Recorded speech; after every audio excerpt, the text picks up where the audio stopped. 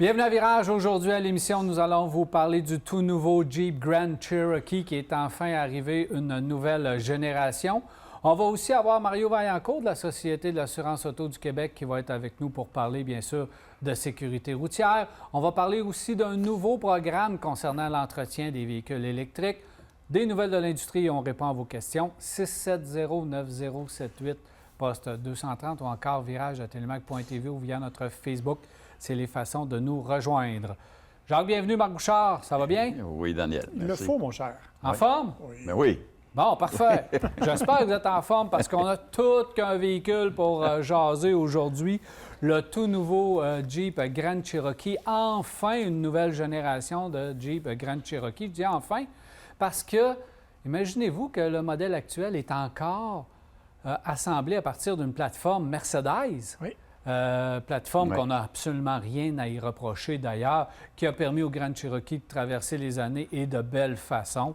On l'a décliné en plusieurs versions, le Grand Cherokee, ce qui fait en sorte que ça a permis d'étirer un petit peu la sauce.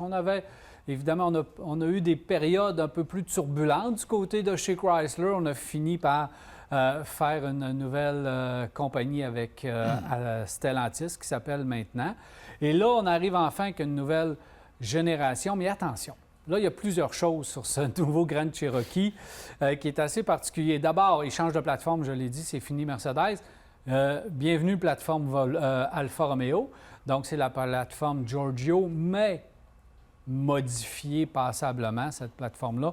On l'a retravaillée, ce qui va être la norme dans l'industrie automobile parce que les plateformes, on n'aura plus des nouvelles plateformes de A à Z, à part celles des véhicules électriques, mais on va modifier qu'est-ce qui marche très bien. Puis on sait que sur le Stelvio, cette plateforme-là marche très bien. Autre chose, c'est qu'on arrive avec un Jeep Grand Cherokee, mais version hors norme, un L. Un L, donc allongé et un 7 passagers pour la première fois. Et la nouvelle génération nous arrive dans ce nouveau format. Oui, bien effectivement, il faut préciser que les Grand Cherokee, disons plus ordinaires, traditionnels, eux ne sont pas encore arrivés sur la nouvelle plateforme. Donc, celui qu'on a, c'est le L, c'est la version allongée. On a quand même un véhicule qui est, tu l'as dit, qui est tout un véhicule.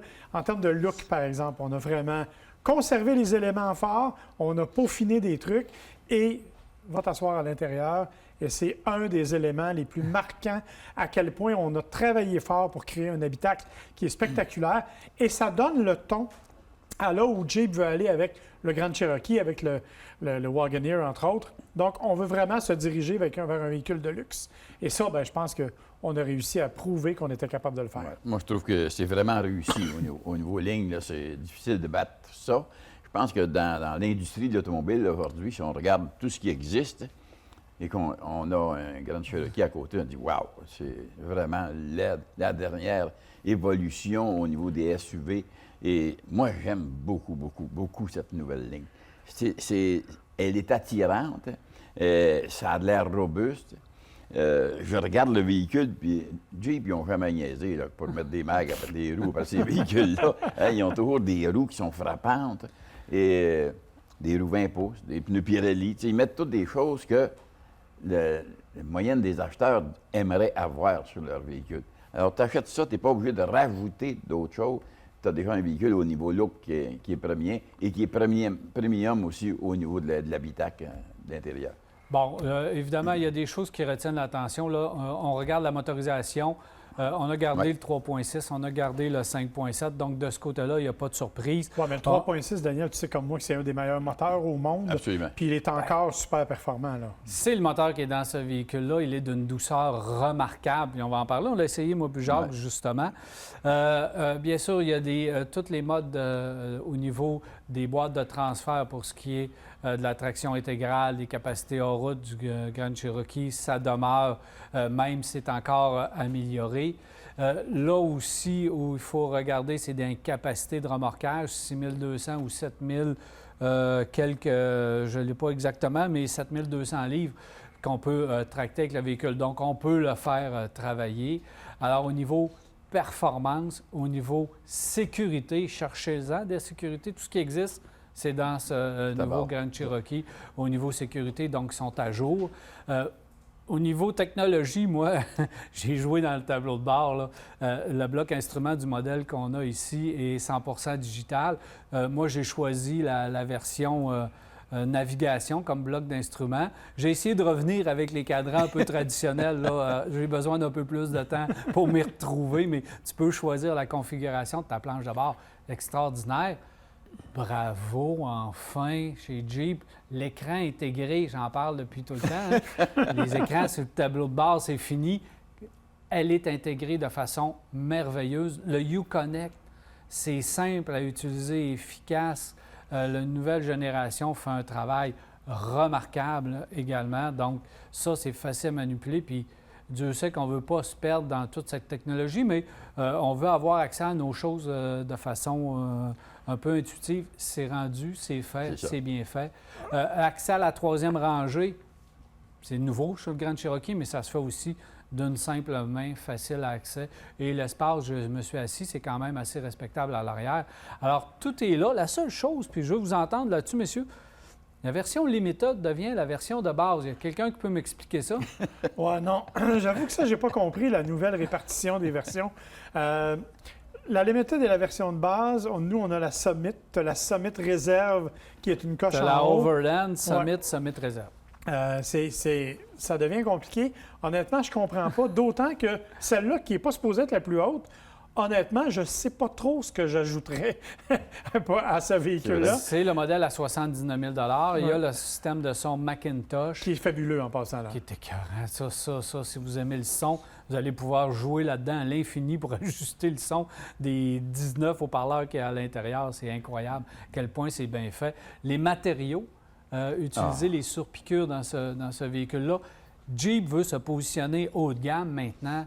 On va devoir peut-être un peu travailler les autres versions qui restent chez Jeep parce qu'on ne pourra pas offrir que des véhicules. Le prix de départ est 59 000 pour le Limited et on va Overland 68, 73, 77 000 pour le réserve et on a une version Summit, mais justement avec un prix additionnel qui est à 79 000 Ben, c'est comme si Jeep avait voulu avoir une autre division ou une autre ligne de véhicules à part que ce qu'il y avait antérieurement.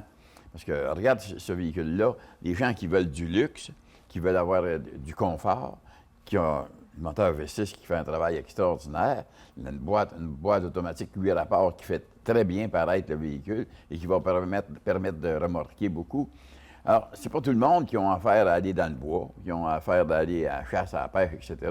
Mais la quantité de gens qui vont vouloir y aller vont tout avoir en main pour faire ça. Et puis, ils ont un véhicule, et ceux qui veulent avoir un véhicule qui a vraiment quelque chose à offrir au niveau look, au niveau intérieur, tu présentes ça à quelqu'un, tu dis, regarde. Mais moi, ma question, en fait, c'est par rapport à ce qu'il y a dans la gamme. On parle d'un véhicule qui est dans 50 quelques mille dollars pour ça. Celui qui suit après, c'est le Cherokee, qui est un compact intéressant, mais qui demeure un véhicule compact. Donc, entre les deux, on a un gros trou. Et après ça, on a le Compass. Alors, comment on va positionner les autres véhicules dans l'avenir? Et le modèle régulier, il ne faut pas oublier le modèle régulier, parce que là, on a le L.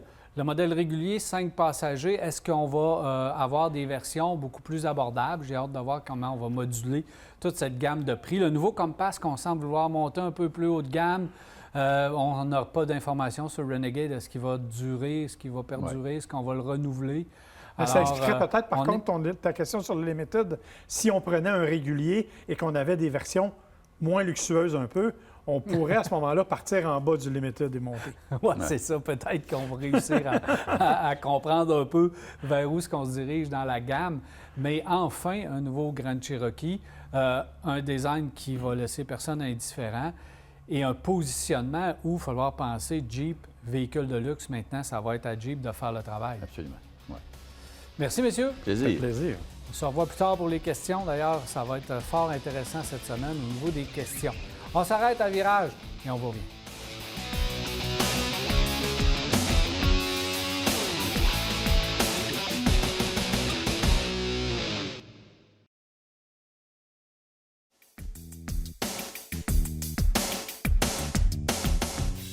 Grosse nouvelle dans l'entretien de véhicules électriques et je suis en compagnie de Mathieu Côté, qui est directeur général pièces auto Alain Côté. Bienvenue à Virage, Mathieu. Merci beaucoup, merci. Alors, quand je dis grosse nouvelle dans l'entretien de véhicules électriques, vous avez pris toute une décision en lançant un tout nouveau programme dédié au garage, aux ateliers mécaniques. Donc, vous voulez un peu prendre la pole position dans l'entretien de véhicules électriques.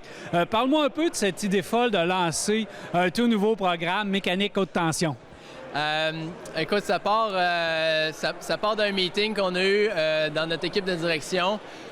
Notre mission, nous autres, pièces d'auto Alain Côté, c'est d'être à l'avant-garde. On veut appuyer nos garagistes, on veut amener des nouvelles idées, puis on veut faire avancer l'industrie de l'automobile.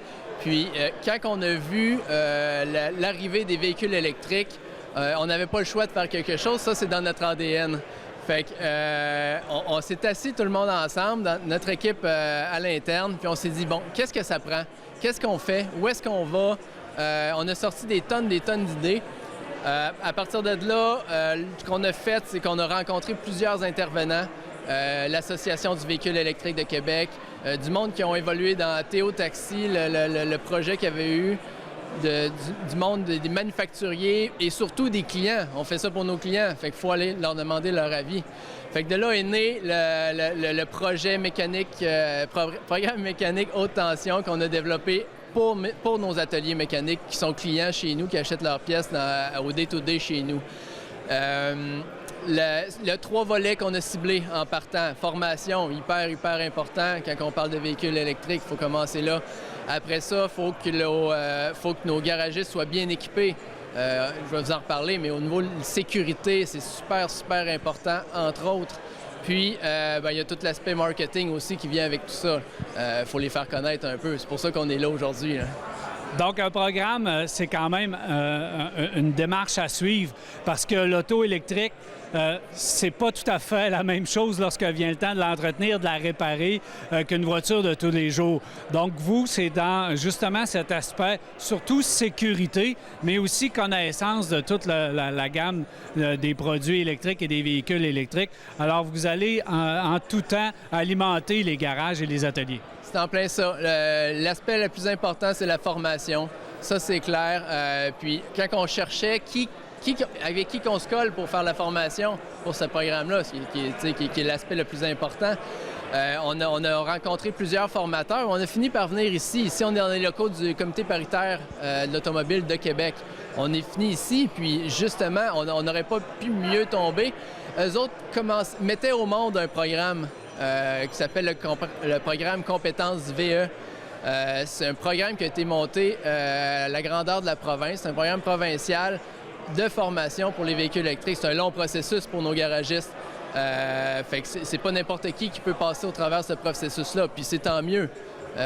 Faut que le monde se fasse un dévouement. Faut qu'il embarque dans l'aventure.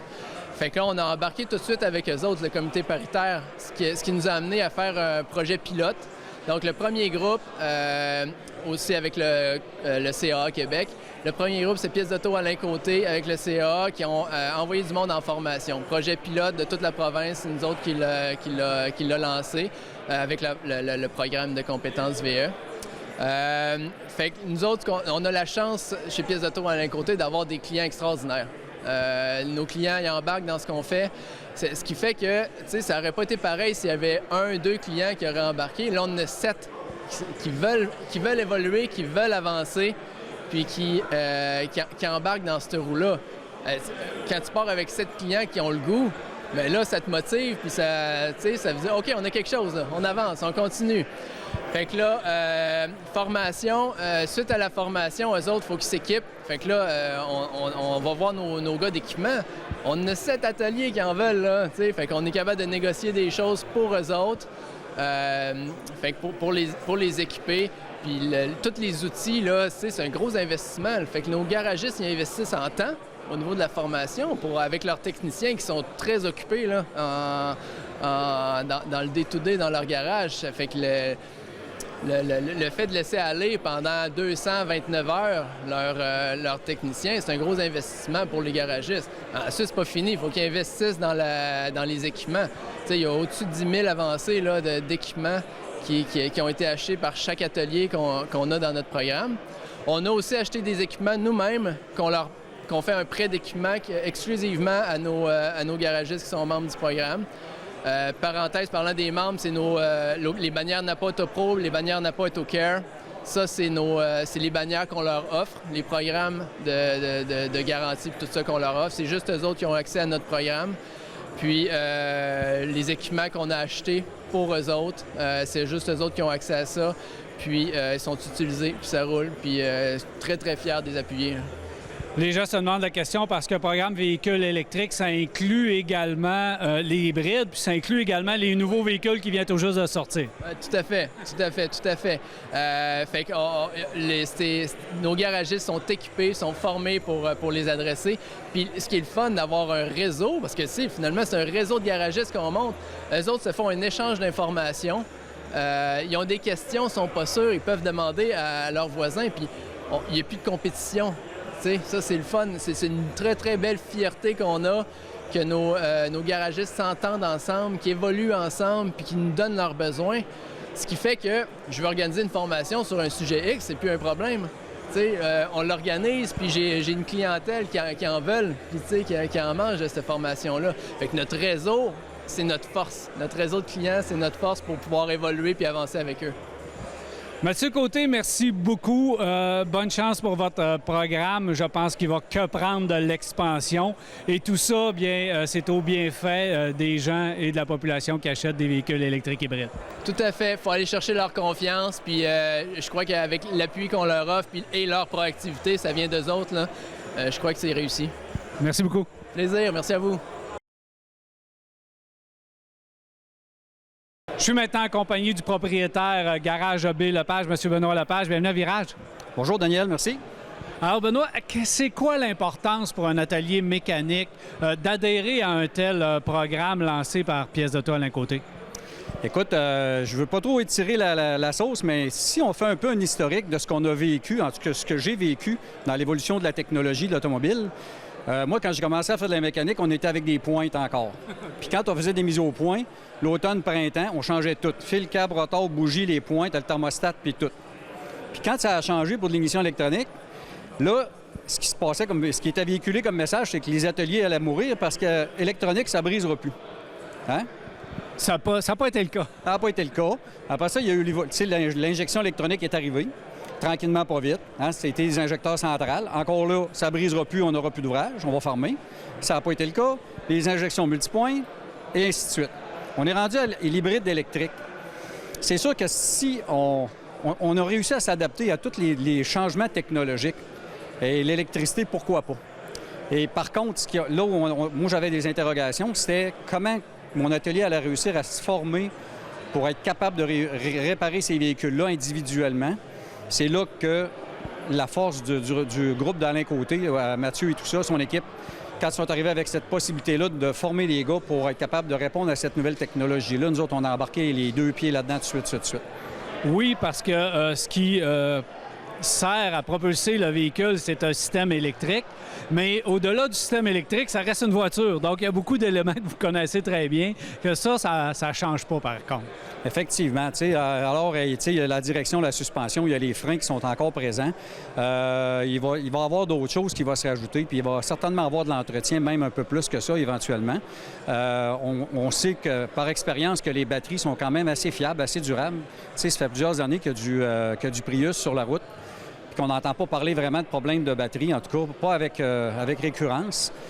Mais il y a tout le reste autour de la voiture. Puis, comme mon directeur d'atelier a bien beaucoup de plaisir à dire souvent, un jour, les autos n'auront probablement plus de roues, mais ça va encore prendre du monde pour les réparer pareil. Fait que, tu sais, c'est vers ça qu'on s'en va. Aussi bien emboîter le pas, puis d'être les premiers, faire partie de la première parade pour avoir les compétences pour s'occuper des véhicules électriques de façon sécuritaire et d'être reconnus par les consommateurs. Enfin, les consommateurs vont avoir l'information qu'il y a des ateliers indépendants, autres que les concessionnaires, qui sont capables de réparer leurs véhicules. Merci beaucoup, M. Lepage. Ça fait vraiment plaisir. Merci.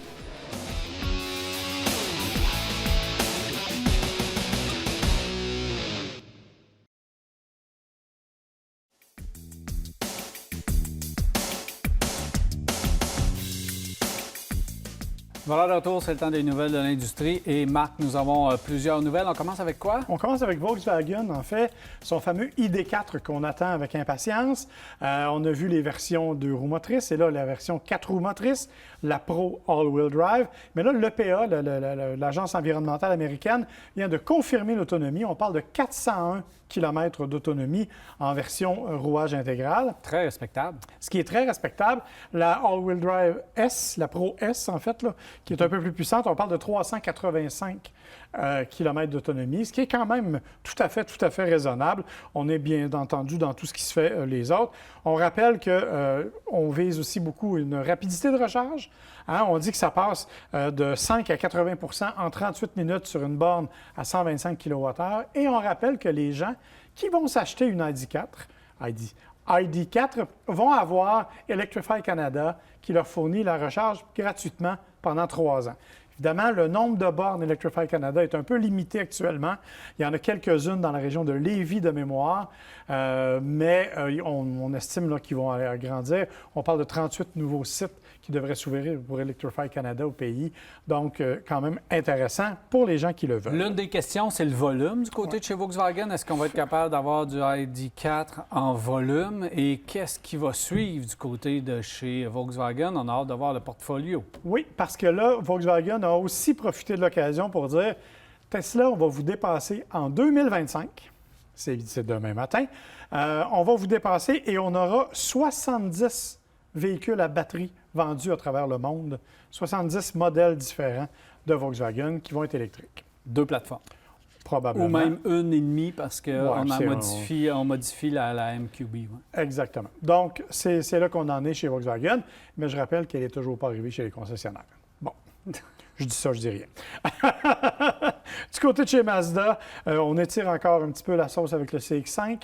On a modifié le CX-5 pour 2022, si on est poli, c'est-à-dire qu'on a changé quelques éléments, des lumières, des finitions.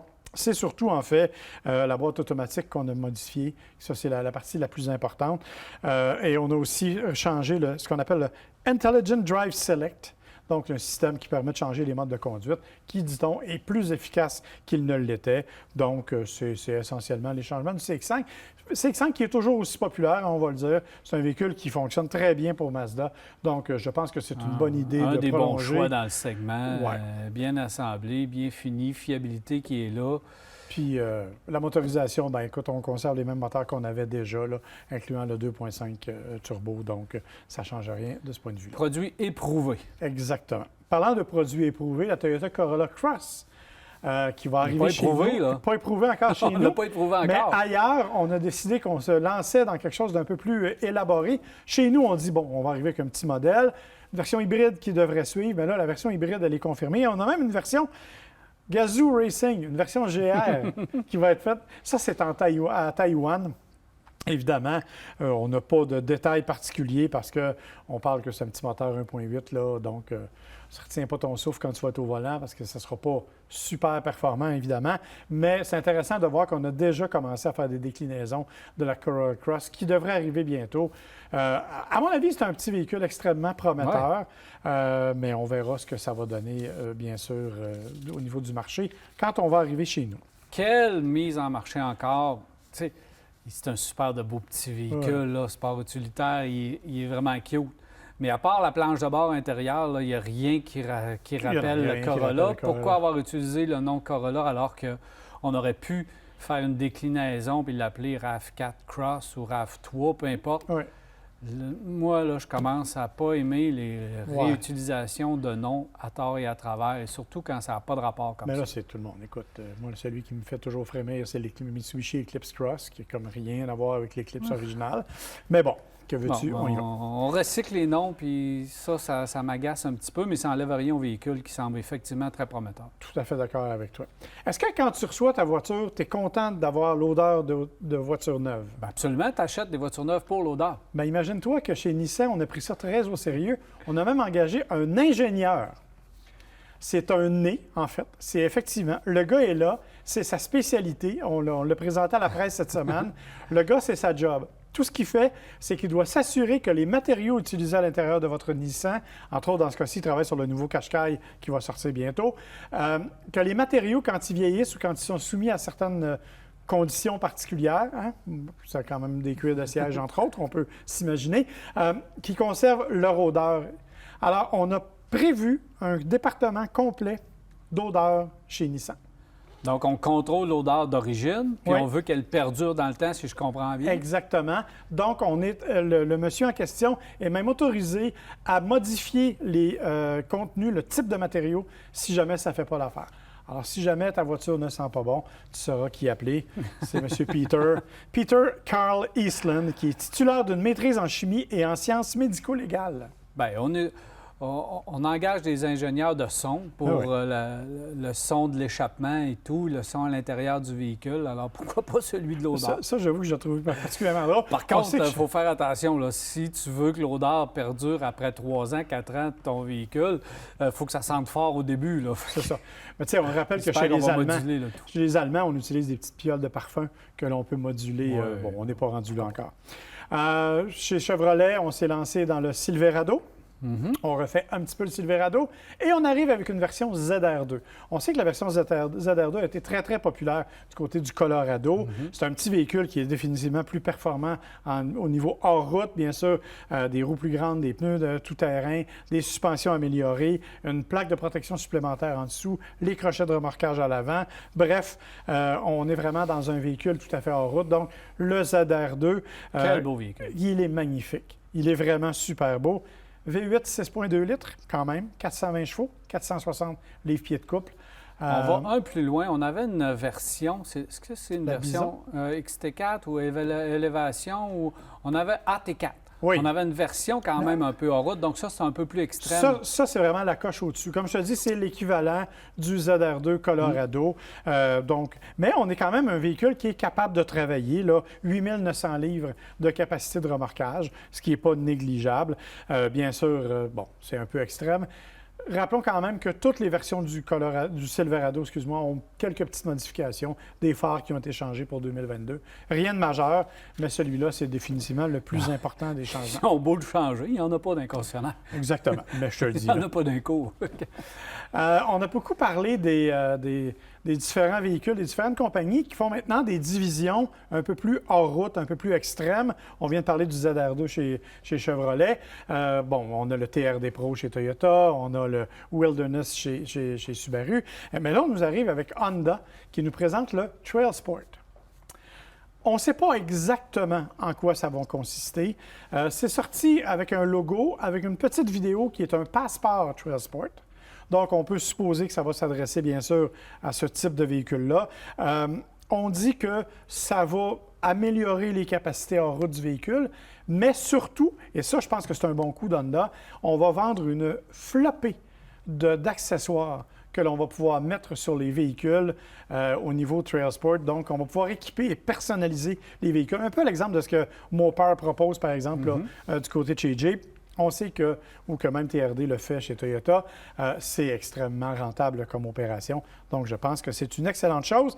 On ne sait pas cependant sur quel véhicule exactement ça va s'appliquer pour le moment. Mais attendez-vous pas à avoir une Fit Trail Sport ou un... Non, mais est-ce qu'on va y aller la avec gamme les des véhicules sport utilitaires vont pouvoir avoir un petit cachet-là qui était réservé au passeport. Oui. Parce que tu achetais le passeport parce qu'il y avait justement des petits éléments en route un peu plus que les autres. Maintenant, on va habiller le pilote, on va habiller le CR-V probablement. Puis on va vendre des accessoires. C'est surtout Exact. ça, moi, que je retiens. C'est la partie où on va rentabiliser le tout. Est-ce que tu savais que les véhicules fantômes n'ont plus le droit de circuler au Québec depuis le 1er septembre? Enfin! Ouais. On va expliquer aux gens quand même c'est quoi. Parce que depuis le 1er septembre... On parle pas des policiers. Eux autres, ils ont encore le droit. Alors, il faut rappeler que depuis le 1er septembre, tous les véhicules assemblés après le 1er septembre sont maintenant soumis à cette nouvelle loi. Attention, les véhicules fantômes, là, c'est les véhicules que vous voyez ce soir qui n'ont pas de lumière arrière allumée. Pourquoi? Parce que les feux de jour s'allument. Et là, toi, comme conducteur, tu vois clair. Depuis que les tableaux de bord sont rétroéclairés jour et nuit, là. Ouais. Alors là, maintenant, on ne pense plus d'allumer les lumières. Exactement. Alors, depuis le 1er septembre, il y a des fonctionnalités qui sont obligatoires. Entre autres, on doit avoir des feux arrière qui s'allument automatiquement en même temps que les feux de jour. ce qui est déjà une bonne chose. Des phares, feux arrière et feux de position latéraux qui s'allument automatiquement quand il fait noir. Ça, ben, c'est une bonne chose. Un tableau de bord qui reste éteint quand c'est juste les feux de jour qui s'allument. Donc, justement... C'est la fonction qui aurait dû être en place depuis 5 ans. Exactement. Alors ça s'applique, je te le dis, depuis le 1er septembre, tous les véhicules assemblés après le 1er septembre. Donc, si vous achetez un nouveau véhicule, ça ne veut pas dire que c'est applicable pour ça, mais si vous l'achetez dans quelques semaines, bien là, il aura été assemblé après le 1er, ça sera obligatoire. Donc, c'est à surveiller, faites attention. Quelle bonne chose. Exactement. Et une dernière, Rapidement. le Ranger 2023, il n'est pas encore chez nous, évidemment. Il a été présenté en Australie. On a vu une petite vidéo, un petit Ranger modifié qui a l'air plus musclé un peu, qui est avec des plaques de protection. Évidemment, chez nous, ça ne sera pas le cas encore. On va attendre encore quelques années, mais dis-toi que ça veut dire qu'il y aura une nouvelle génération du Ranger. Oui, c'est une petite mise à jour et on attend une nouvelle génération. On sait déjà qu'il va ressembler comme deux gouttes d'eau à un petit F-150. Exactement. C'est la rumeur qui court. Merci, Marc. Au plaisir. Alors voilà, on s'arrête et on revient rester là.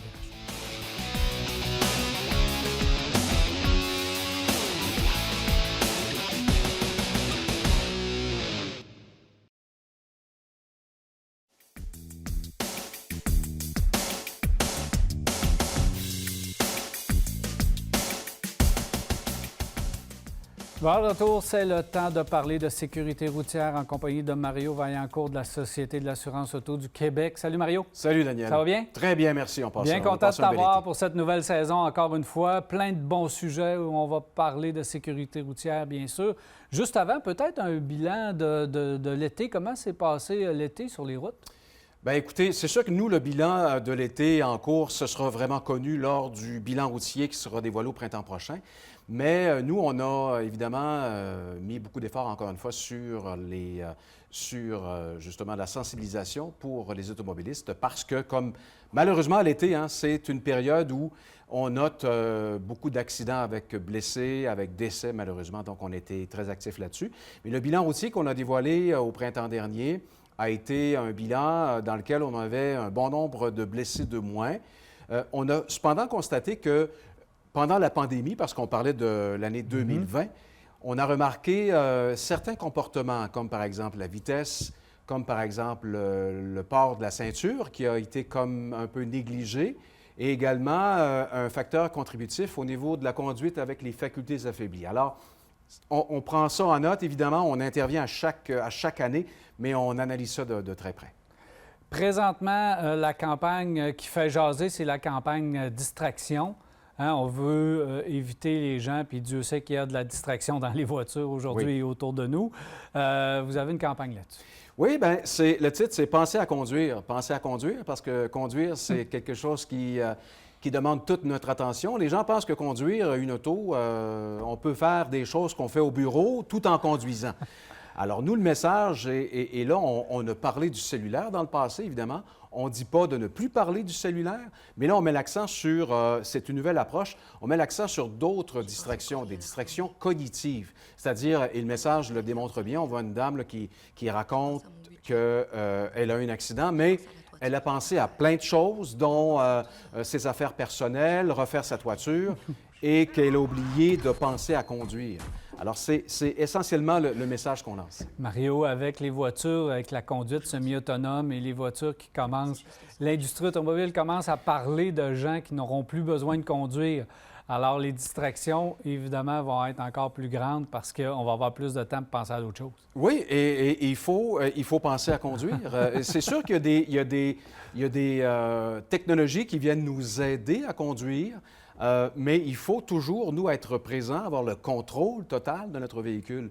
Et la distraction, oui, c'est le cellulaire, les appareils, mais ça peut être aussi simplement de partir et on rentre dans l'auto, puis là, on pense à plein de choses, puis on réalise, ouf, qu'est-ce qu'on vient de faire là? C'est un peu comme la fatigue. Quand on est très fatigué, on va avoir eu l'impression qu'on a manqué un bout. Qui n'a pas manqué une sortie parce qu'on était distrait? Là? Et ça prend ça prend quelques secondes à peine pour qu'il y ait un accident, parce que la distraction, là, au global, c'est 37 %, c'est mentionné dans 37 % dans des accidents avec dommages corporels par les policiers. Alors, ça vient vraiment pas mal en tête de liste, là. Mario, au cours des prochaines semaines, prochains mois, évidemment, il va y avoir les campagnes un peu plus traditionnelles, les campagnes qui reviennent année après année. Qu'est-ce qu'on va voir là prochainement? On parle de distraction. On va parler très bientôt de piétons parce que le mois d'octobre, c'est le mois du piéton et on le voit avec la clarté qui diminue. Les gens sont retournés dans la rue. On le voit, les journées, des fois, sont plus sombres. Alors, on va avoir des conseils pour les gens comme on a à chaque année. Et on va évidemment revenir. On en a parlé au cours de l'été, comme je disais d'entrée de jeu. Mais on va revenir avec des messages sur les facultés affaiblies avec l'arrivée, l'approche du temps des fêtes, même si ça fait drôle de parler de ça maintenant, mais c'est quand même assez proche. Et on va continuer à sensibiliser les gens de ce côté-là, évidemment. Merci beaucoup d'être passé, Mario. Plaisir. Alors, Mario Vaillancourt de la Société de l'assurance auto. Une courte pause et au retour, on répond à vos questions. Restez là.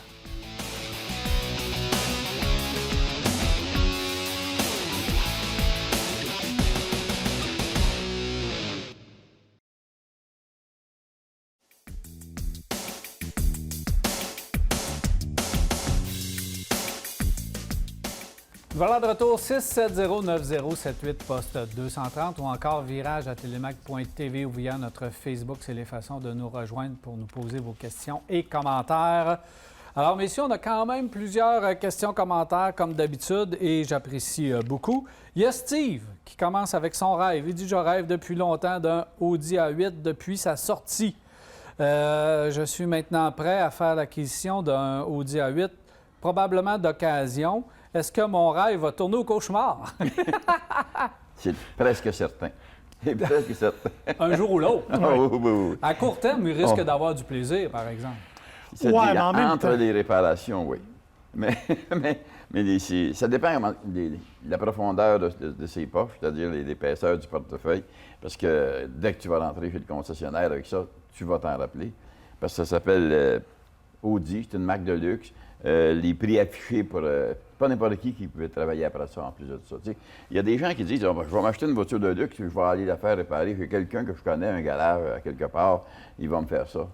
C'est pas le cas quand tu arrives dans une A8. Là. Tu peux peut-être t'en tirer correct avec une A4, une A3, mais une A8, là, c'est pas vrai. Il y a tellement d'électronique, il y a tellement... Pointu. C'est tellement pointu que les pièces, le coût des pièces, là, c'est incroyable. Incroyable. C'est celle qui a le moins évolué au cours des dernières années. plus. Donc, c'est un véhicule qui, quand même, date de quelques années avec les problèmes de fiabilité qu'on connaissait à Audi il y a quelques années. Donc, écoutez, vous allez aimer ça. C'est super confortable, c'est le fun, mais votre concessionnaire va vous tutoyer quand vous allez finir l'année. Là.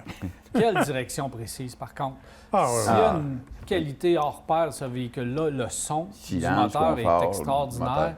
La précision de la direction, c'est quelque chose. Et le confort, il ne faut pas cracher sur le confort. C'est une des grandes berlines les plus confortables, à mon avis.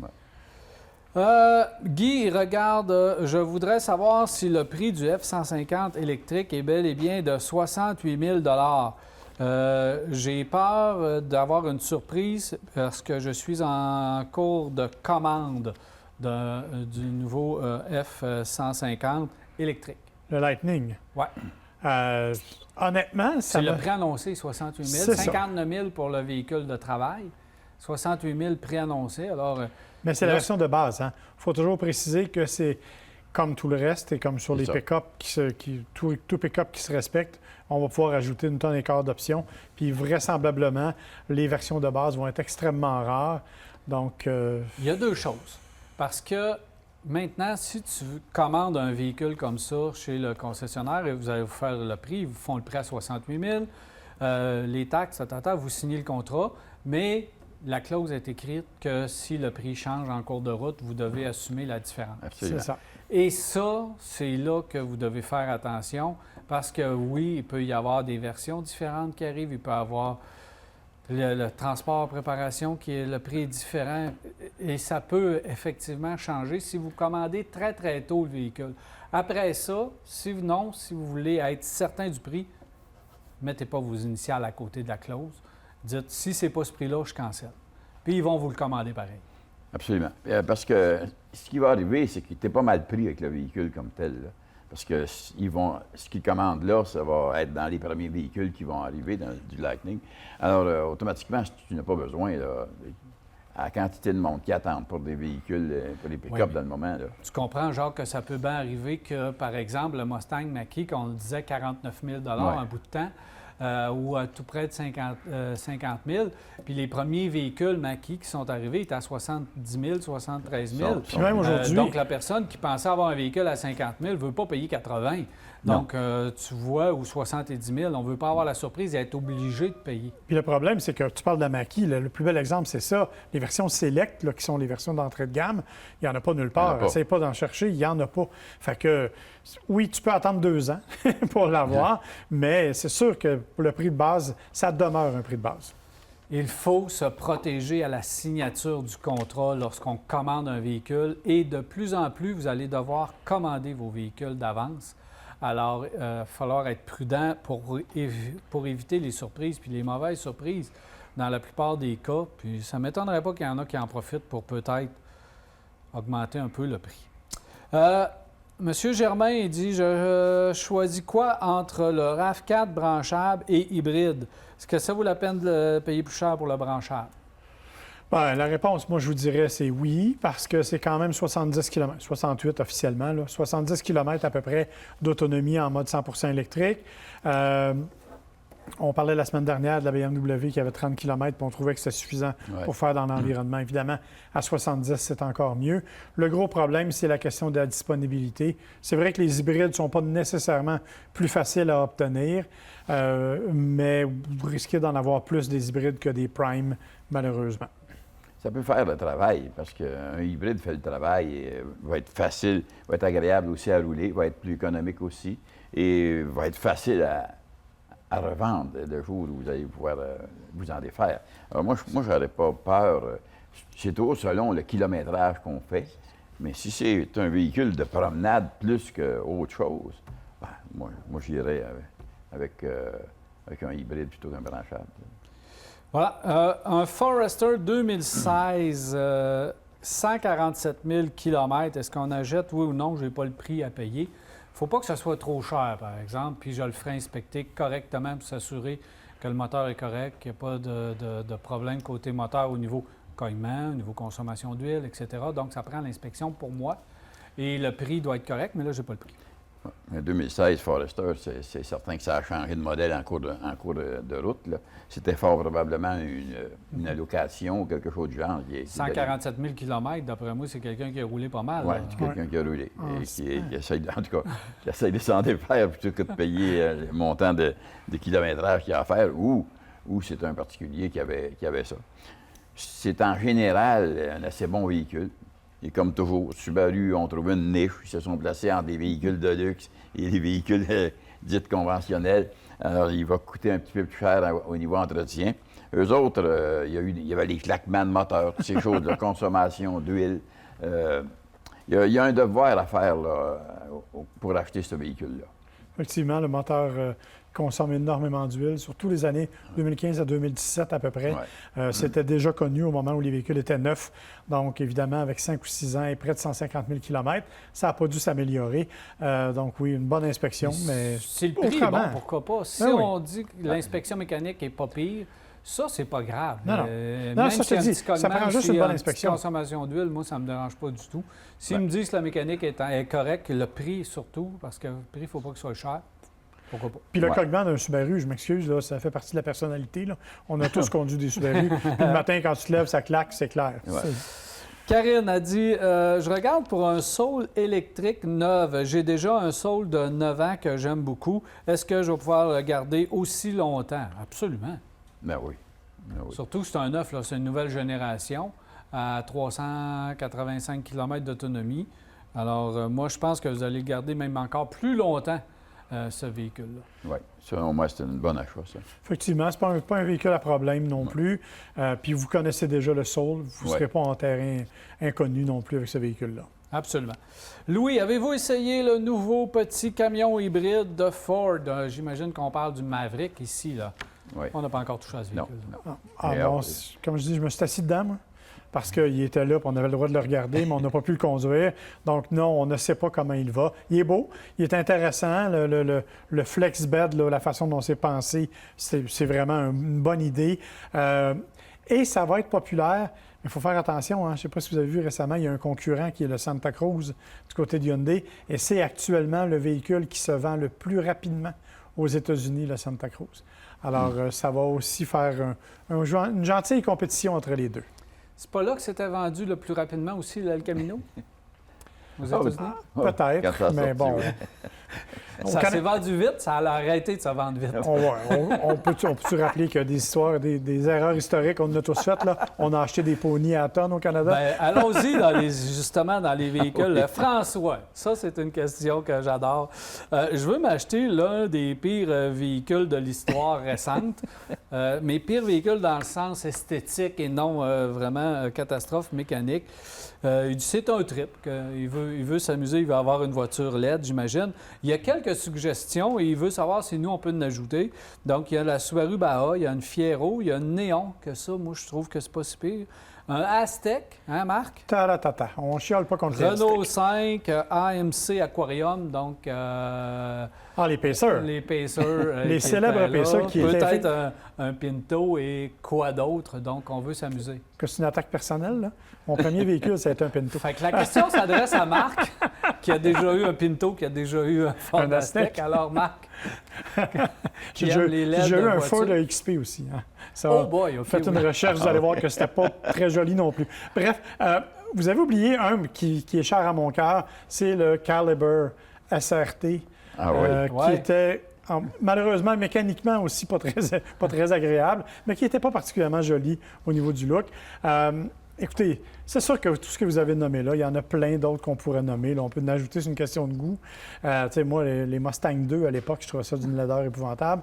Il y a vraiment plusieurs véhicules. Mais c'est sûr que si vous achetez un Aztec, vous allez avoir un succès instantané.